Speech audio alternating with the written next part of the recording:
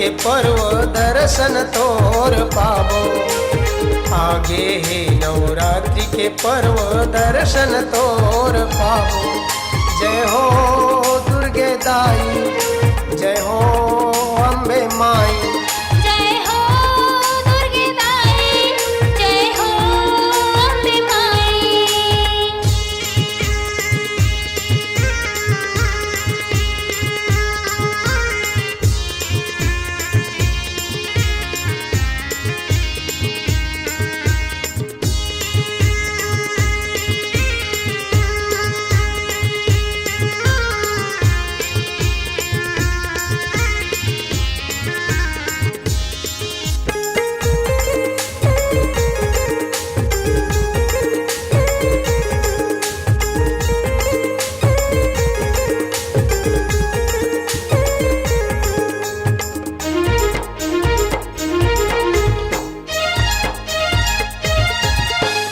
गाँव बस्ती और पारा मोहल्ला आन गाँव के मन आखे।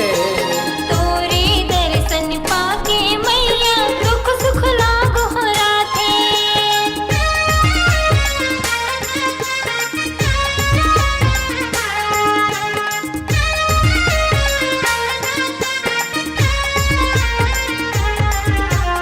गाँव बस्ती और पारा मोहल्ला आन गाँव के मन आखे।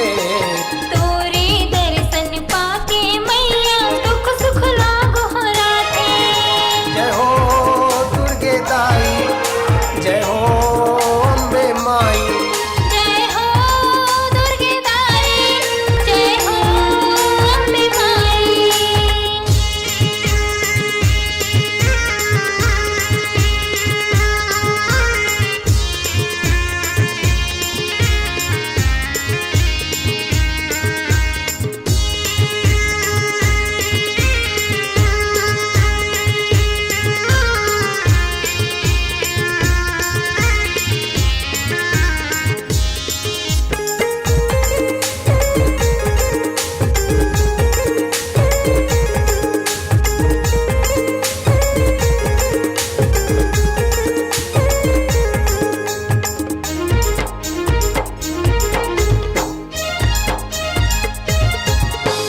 तोरे दर्शन पाक्यो माई दुख पीरा हट जाते। उदासी मन याथे मैया हासत घर हो जाथे।